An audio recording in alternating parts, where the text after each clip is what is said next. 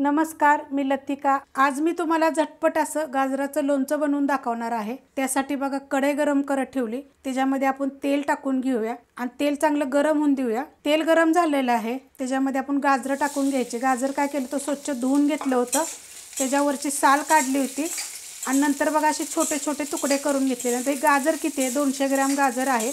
आता याला 1-2 मिनिटं मी एकसारखं तेलावर परतून घेणार आहे। मीडियम गॅसवर बघा 2 ते 3 मिनिटं मी एकसारखं असं परतून घेतलेलं आहे। थोड्या थोड्या वेळानं असं हलवून परतून घ्यायचं। आता हे मी काढून घेते।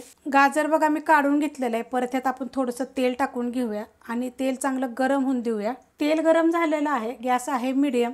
छोटा 1 चमचा टाकायचे मोहरी, छोटा 1 चमचा टाकणारे जिरे, त्यात टाकायचे आपल्याला हिंग पावडर आणि त्यात टाकायचे आपल्याला हे गाजर परत आणि मिक्स करून घेऊया। आता त्यात आपल्याला टाकायचे मसाले, तर ह्याच्यामध्ये घेतलेला आहे बघा ही आमचूर पावडर, ही चाट मसाले छोटे अर्धा चमचे, ही 1 चमचा धने घेतलेले आहेत। असे भाजून बघा मोठे मोठे असे दरदरे करून घेतलेले आहेत, बारीक केले तरी चालतील।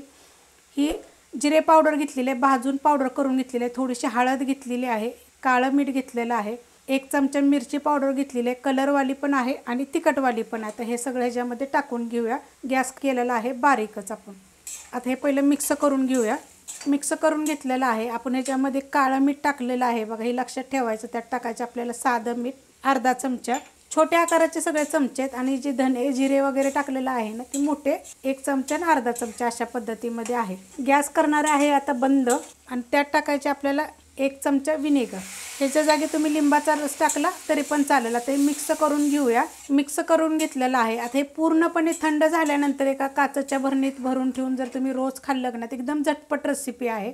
तर ही जी लोणचं केलं आहे ना, ही 15 दिवस मस्त असं टिकल आणि चवीला 1 नंबर लागल। ह्याच्या अगोदर सुद्धा मी झटपट असं मिरचीचं लोणचं दाखवलेलं आहे आणि जास्त साहित्यात पाहिजे असलं तर आपल्या दुसऱ्या चॅनलवर पण लोणच्याच्या सगळ्या रेसिपी मी अपलोड केलेल्या आहेत। ही जर रेसिपी आवडली झटपट लोणच्याची तर रेसिपीला लाईक करा, सबस्क्राईब करा, कमेंट करा आणि शेअर बी करा।